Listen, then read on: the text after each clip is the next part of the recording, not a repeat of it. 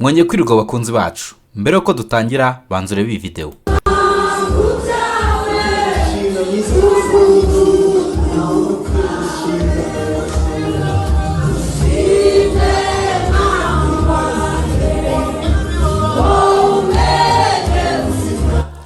Yes, nkuko mubibonye rero iyi ni video yiriwe yasakaye ku mbuga nkoranyambaga, akari video nanone igaragaza amarangamutima menshi, akaba ari na video buri muntu wese ukunda uyu mumama Pastor Mutesi bishobora kuba byamunanira kwihanganira kuyireba, kuko ntuyireba urasanga amarangamutima ari menshi. Iyi video rero irimo abantu benshi batandukanye, aho nubundi bari baje muri Bradesha nkuko nabibabwiye mu kiganiro cyatambutse, ariko ukabona ko hafi ya bose bambaye amabara y'umweru ndetse n'umutuku, nkuko Pastor Mutesi n'undi yavuze ko itegeko ryo kuza mu bukwe bwe ugomba kuzamo wambaye ibara ry'umweru ndetse n'umutuku. Reka turebere hamwe rero ubusobanuro bw'aya mabara, ese niye mpamvu yahisemo ibara ry'umweru ndetse n'ibara ry'umutuku. Reka duhere ku ibara ry'umweru. Impamvu rero ibara ry'umweru ryambarwa mu bukwe buri mu mpamvu zitandukanye. Icyambere nuko mu byo bigaragaza harimo kuba umuntu aba afite ubutungane, ndetse hakaba harimo no kuba rigaragaza ubusugi. Ibara ry'umweru rifite igisobanuro gikomeye mu bukwe, rikaba ryaramamaye cyane ku bakobwa bashyingirwa cyane cyane mu mico y'uburengerazuba, dore ko hari impamvu zitandukanye zituma rihabwa agaciro muri ibi birori. Ikintu cya mbere rigaragaza mu mpamvu zayo harimo ubutungane ndetse n'ubusugi. Mu mateka umweru wasobanuraga ubusugi n'isuku y'umugeni mbere yo kurushinga. Mu mico myinshi ubukwe bwabaga ari intambwe ikomeye mu buzima bw'umukobwa, kandi kwambara umweru byashushanyaga ko yinjiye mu rugo rushya atanduye. Mu Burayi bwo hambere byizerwaga ko umukobwa wambaye umweru aba agaragaza ukuri, kuba indakemwa no kubaha urugo rushya. Ikindi kandi mu Rwanda rwo hambere naho abakobwa bashyingirwaga bambaye imyenda ifite amabara yoroheje yenda kujya kuba umweru. Ibi bikaba byari nk'ikimenyetso cy'isuku ndetse n'icyubahiro. Ikindi kandi ibara ry'umweru nuko rigaragaza intangiriro nshya ndetse n'umucyo. Mu bukwe rero kwambara ibara ry'umweru bigaragaza urugendo rushya, ndetse bikaba bigaragaza ko urwo rugendo rushya ugiye kurutangira wera, ndetse kandi ni urugendo rushya mu buzima bw'umugeni n'umugabo, kandi umweru ukaba usobanura itangiro rishya, umucyo n'ubuzima bushya. Iri bara rero rihabwa igisobanuro cy'uko urushako ari urw'igikundiro bw'imigisha kandi ruzaba ruzira ibibazo. Mu myizerere imwe umweru ufatwa nk'ibara rituma habaho amahoro n'ituze hagati y'umugabo ndetse n'umugore. Ikindi kintu kandi ishobora kuba mu mpamvu zitandukanye zituma umweru ari wo mwiza cyangwa se ari ibara rikenewe kwambarwa mu bukwe, nuko nanone ibara ry'umweru risobanura amahoro ndetse n'icyubahiro. Mu bihugu byinshi ibara ry'umweru ni ibara risobanura amahoro n'ubumwe, aho kwambara umweru mu bukwe bishushanya amahoro mu muryango mushya, icyubahiro ku mugeni, ndetse kwemera urukundo n'icyizere cy'ahazaza nabyo bigashyirwa imbere. Niyo mpamvu rero akenshi ubukwe buba butatse ibara ry'umweru, uhereye ku myambaro y'umugeni, imitako, indabo ndetse n'ahabera umuhango w'ubukwe.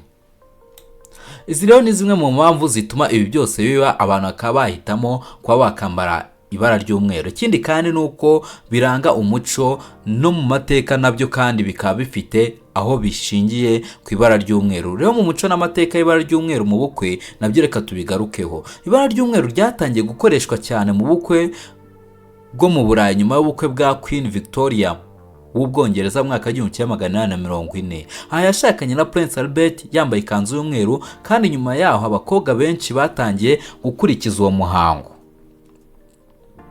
Mbere yaho rero abagore bashyingirwaga bambara amabara atandukanye, cyane cyane ayo bari bafite muri icyo gihe, bagashyingiranwa batitaye ku mabara bambaye, buri wese akambara ibyo abonye. Gusa nyuma y'ubukwe bwa Queen Victoria umweru wabaye ikimenyetso cy'ubukwe ku bakobwa benshi ku isi. Mu Rwanda nubwo ari umuco wacu utari ufite itegeko ryo kwambara umweru mu bukwe, uyu muco waratangiye gukwira mu mpera z'ikinyejana cya 20. Ubu usanga abageni benshi bifuza kwambara amakanzu y'umweru nk'ikimenyetso cy'icyubahiro no kwinjira mu buzima bushya bw'urushako.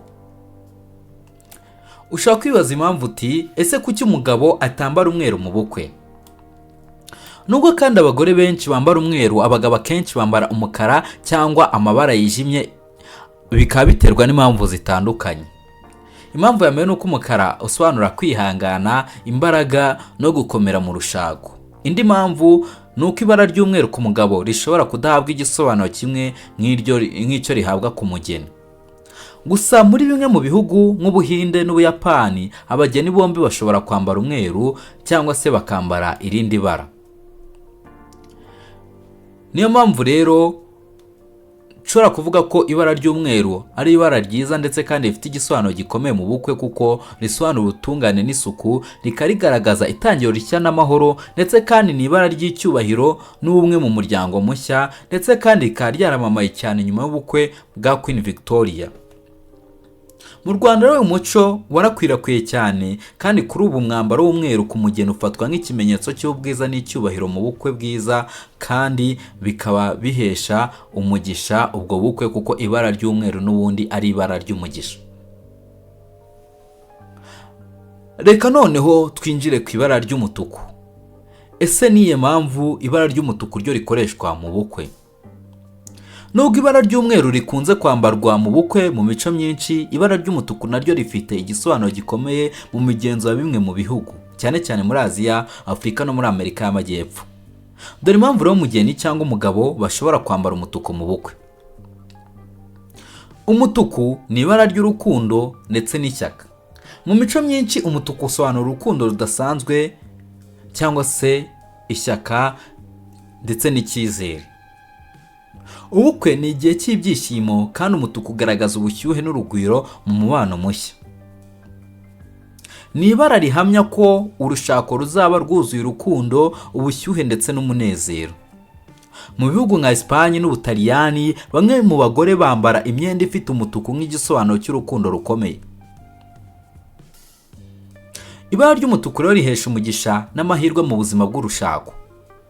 Mu mico imwe, umutuku uhabwa igisobanuro cy'amahirwe no gutanga umugisha ku muryango mushya. Mu Bushinwa, umutuku ni ibara ry'ubutunzi, amahirwe no kugubwa neza. Mu Buhinde, abakobwa benshi bashyingirwa bambaye imyenda y'umutuku nk'ikimenyetso cy'ibyishimo, ubukire n'uburumbuke. Mu mico imwe y'Amerika y'Amajyepfo, umutuku wambarwa mu bukwe nk'igisobanuro cy'ubuzima bushya, bwiza no gukomera mu rushako. Ikindi kandi, ibara ry'umutuku ni ibara ry'imbaraga n'icyubahiro. Ubukwe ni intambwe ikomeye, kandi ibara ry'umutuku rifite imbaraga zo kwerekana icyubahiro n'ubutwari. Mu bihugu bya Afurika hari imico aho umugeni yambara umutuku nk'ikimenyetso cy'icyubahiro n'inkomezi. Mu mico imwe yo mu Rwanda, abantu bamwe bashobora gukoresha imyenda y'umutuku mu bukwe nk'igisobanuro cy'ubushobozi n'icyubahiro cy'urugo rushya. Mu Bushinwa rero abayobozi bakomeye bambaraga umutuku, bikaba impamvu abakobwa benshi bakomeza kuwambara mu bukwe nk'ikimenyetso cy'icyubahiro cyabo. Ikindi kandi, umutuku ufatwa nk'ibara ry'iterambere n'uburumbuke mu muryango mushya. Ubukwe si gusa ibirori by'umunsi umwe, ahubwo ni itangiriro ry'urugendo rw'ubuzima bwose. Mu Buhinde n'ahandi muri Aziya, umutuku ugaragaza uburumbuke, guhirwa mu rushako no kugira abana benshi. Mu mico imwe y'Afurika, umutuku ukoreshwa mu bukwe nk'ikimenyetso cy'ubukungu n'iterambere ry'umuryango. Aha ngaha ushobora kwita wibaza uti, ese kuki umutuku utambawe cyane mu mico imwe? Nubwo umutuku wifashishwa mu bukwe bwa Aziya, Amerika y'Amajyepfo na Afurika, hari ibihugu byawuhungiye kure, ndetse kandi hari n'ibihugu byawuhaye igisobanuro gitandukanye. Mu Burayi no muri Amerika y'Amajyaruguru, umutuku ushobora gufatwa nk'ibara rishamaje cyane, rifitanye isano n'ibirori bikomeye nk'iminsi mikuru y'urukundo nka Saint Valentin. Mu mico imwe muri Afurika no mu Rwanda rero, umutuku washoboraga gufatwa nk'ibara ry'uburakari n'amaraso, bigatuma bidakunze kwambarwa cyane mu bukwe.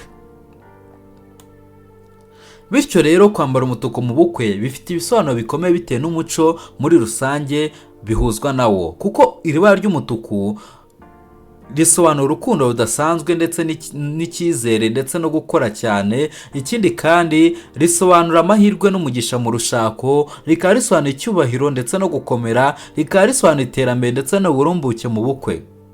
Mu mico y'Aziya rero, muri Amerika y'Amajyepfo n'ibice bimwe bya Afurika, umutuku ni ibara ry'ibyishimo, umugisha n'amahirwe, bityo rikaba iry'agaciro mu bukwe. reka noneho turebera hamwe ese ni gute umutuku ushobora guhuzwa n'andi mabara mu bukwe bikagenda neza. Kwambara umutuku mu bukwe bishobora kuba byiza iyo uhuje irindi bara n'andi. Kugira ngo rero bigaragare neza kandi bihuze n'insanganyamatsiko y'ubukwe, hari uburyo ushobora kubihuza bikaba byagaragara neza ndetse bikagira igisobanuro cyiza. Nk'urugero, umutuku n'umweru. Umutuku n'umweru bigaragaza kudasaza, urukundo ndetse n'ubutungane. Umutuku usobanura urukundo n'imbaraga, naho umweru ugasobanura isuku, icyubahiro n'intangiriro nshya. Uko byahuzwa rero, umugeni yambara ikanzu y'umutuku ifite utudetaye tw'umweru, imyambaro y'abasangwa cyangwa abashyitsi ikaba igizwe n'umweru ndetse n'umutuku, indabo n'imitako bikaba ari umutuku ndetse n'umweru. Ibi rero bikaba ari byiza cyane, aho ubukwe bikaba ari byiza cyane kurushaho ku bukwe bw'amadini, aho ubukwe buba bufite insanganyamatsiko y'ubutore ndetse n'icyubahiro. Ikindi kandi hano ushobora kwambara umutuku ukambarana na zahabu, aho biba bisobanuye ubukire, uburumbuke ndetse n'ubwiza. Zahabu isobanura ubukire, umugisha no kugubwa neza, naho umutuku ukagaragaza imbaraga n'urukundo rukomeye. Uko byahuzwa n'uko umugeni ashobora kwambara ikanzu y'umutuku ifite imitako ya zahabu, naho umugabo ashobora kwambara ishati y'umutuku n'ijipo cyangwa ipantaro ya zahabu. Ahangaha rero imisego cyangwa se ibirahure byo kunyweramo n'ibindi bikoresho by'ubukwe bishobora kuba ibya zahabu ndetse n'umutuku. Biro bikaba ari byiza cyane, aho ubukwe bwa kijyambere buba bufite umwimerere cyane mu mico ya Aziya na Afurika, bakaba ari bo bakunda gukoresha iri bara narimaje kubabwira haruguru. Rero irindi bara ushobora kuhahuza n'umutuku, ushobora guhuza umutuku ndetse n'umukara. Umutuku n'umukara bisobanura icyubahiro ndetse n'ubukaka. Ibisobanuro rero bijyanye n'iri bara kuba wabyambara bijyanishiye, nuko umukara usobanura kwihangana, imbaraga no gukomera, naho umutuku ugahagararira urukundo rudasanzwe. Reka turebere hamwe urebe uko byahuzwa. Umugeni hano yambara ikanzu y'umutuku ifite ibishushanyo by'umukara. Hano umugabo ashobora kwambara kositime y'umukara ifite agakoti cyangwa igitenge gifite ibara ry'umutuku. Imitako rero igomba kuba igizwe n'imitako y'umukara ndetse n'imituku. Ibi bikaba ari byiza cyane aho ubukwe buba bufite umutima wo gukomera no guhesha icyubahiro umuryango. Ikindi kandi ushobora kuba wakambaza iri bara ry'umutuku ndetse n'icyatsi. Ibi biba bishatse kuvuga iterambere, uburumbuke ndetse n'umunezero. Icyatsi gisobanura uburumbuke, amahoro n'iterambere, naho umutuku ugashushanya imbaraga n'urukundo rudasanzwe. Ko byahuzwa n'umugeni ashobora kwambara ikanzu y'umutuku ifite udutaye tw'icyatsi, umugabo ashobora kwambara ishati y'icyatsi n'umukandara cyangwa inkweto z'umutuku, ndetse kandi indabo ziba zihari zigomba kuba zifite amabara y'icyatsi kibisi n'umutuku.